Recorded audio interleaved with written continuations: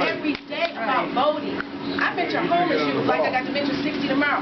I tell them about voting. You've got to vote, and this is why you have to vote. But we have to vote him out. But I know there's challenges, but when you talk to youth and they find out that their interest is not at hand, they connected too.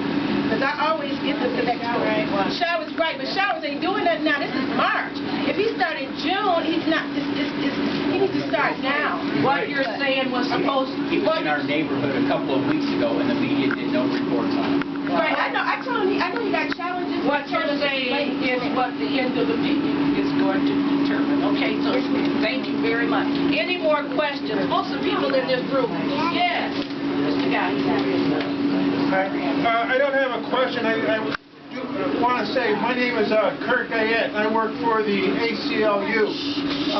I've been a long-time reporter in Detroit. I've been here for almost 19 years, and I just started, ACLU started a special program that they thought the issue of emergency management was important enough, and that the corporate media was not doing a good enough job of covering the issue, that they got a grant. They hired me to focus exclusively on issues involving emergency management and open government. And right now, they've asked me to focus my attention on EAA schools, and especially EAA's special ed students in EAA schools. But for us to move forward, we need to have parents of students in EAA schools talk to me in order so I can investigate better what's going on, not from the teacher perspective, but from the parent and student perspective. And so if any of you know parents with students in EAA schools, I would like to ask you to have them contact me. Number. I will put my number on the board here, and everyone can see it. I'll get up and write it down. That's all I have to say. And thank you very much. Please do that. You're doing a good job on the destruction of the EAA, okay? Now, I hope there's a Chariot. Did you have something to say? You've been doing good. Did you announce the shutdown? No, it's on the agenda. Okay, good. We didn't talk to him. But you did a good piece on the testimony. If you want to say a little bit about that. I'm sure you've probably heard a number of reports. Can we introduce Sherry, because she's our legitimate board member, but the emergency manager didn't allow her, and he put Jonathan Kinlock, and you'll see why he didn't want her. Okay. Thank you. Thank you so much. I don't know how many of you received my emails, e-blasts, but basically we're trying to pump out this information because while we have this gentleman here from ACLU that's dedicated to this issue, we haven't had a lot of journalists telling the story. We have access to the Michigan Citizen, and now different ones are starting to asking me and others to write stories, and so Professor Pedroni has done this as well. But basically, the scores, if you looked at the Detroit News, the scores that they put out for the whole state, and if you look and compare, I took and copied their data and put it into an Excel chart and made graphs to highlight just how poorly the EAA is flatlined. 1%, 1.08%, 8% in reading, writing, 2%. The scores are ridiculous. And so they want to switch back and forth. If they want to play games, the information is key. They want to switch up and play games and say, well, we took students from persistently low-performing schools. But what they won't say is they spent a multi-million-dollar campaign taking kids and schools that were not a part of persistently low-performing. So they were trying to rush this new House bill legislation. You got to pay attention. When Helen and them are running up to Lansing, then having these protests down here, they do so much so fast that it's not enough of us to keep it going. So everybody does their task. I'm trying to pump out information to show where they're lying. And they wanted to get the House bill through before those meat scores came out. So now they're scrambling, but they can't scramble fast enough, and we got to hit them hard on March 13th. Right. Thursday at Wayne County Community College, 4 o'clock. We need to be there at 3:30. I'm asking some pastors to come out and to pray first, to intercede, because what we're fighting is a beast. We're outnumbered with respect to a budget and money, but they're not outpowering the people. What day? On March 13th, on Thursday. It's on here. Wayne County Community College downtown campus. We 3:30. Now pay attention. If you're not getting my emails, I know Helen is spreading them out and different ones, and you pass them out to other people. Because what they'll do at the 9th hour is change the meeting time.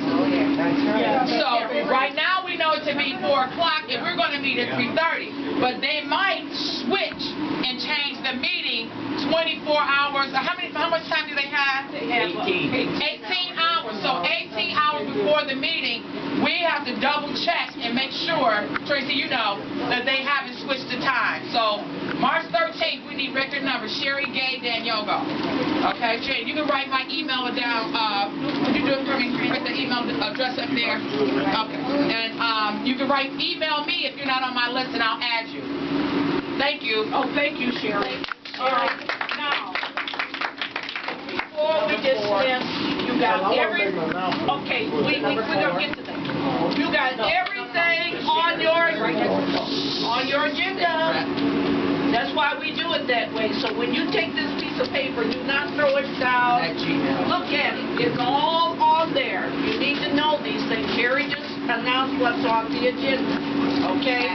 Now we're waiting for Dr. Jones, coming from Wayne State University, the person that does all the statistics on testing and shows you how they lie about EAA.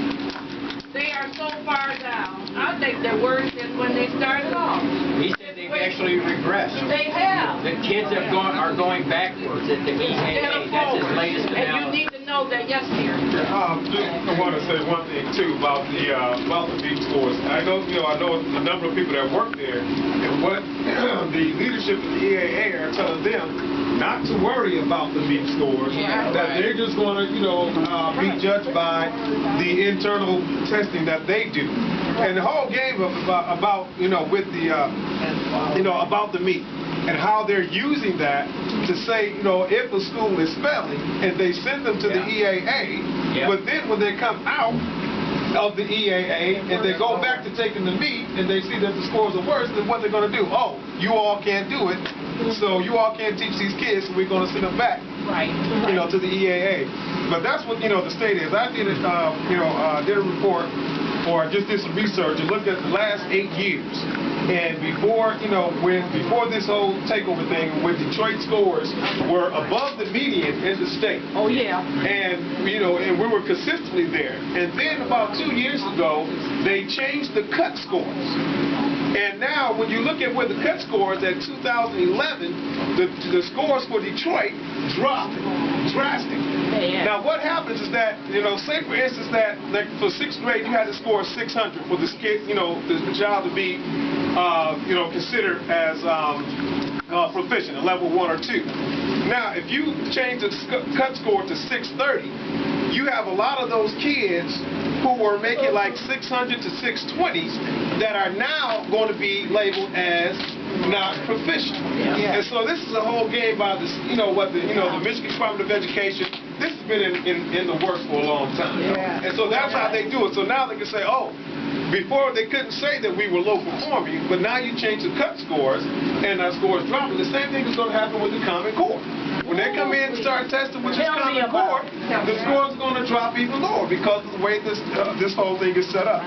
You're right. And nobody's going to blame the emergency manager. Right. That's right. That's right. And all of this came from a takeover. And it's worse now, and that's why we're trying to get one system back together with all the money going in so we can work in that system and make it better for our children. They got us so divided that we just don't know which way to go.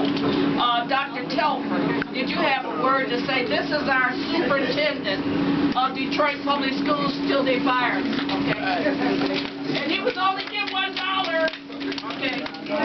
Well, the board's going to try to find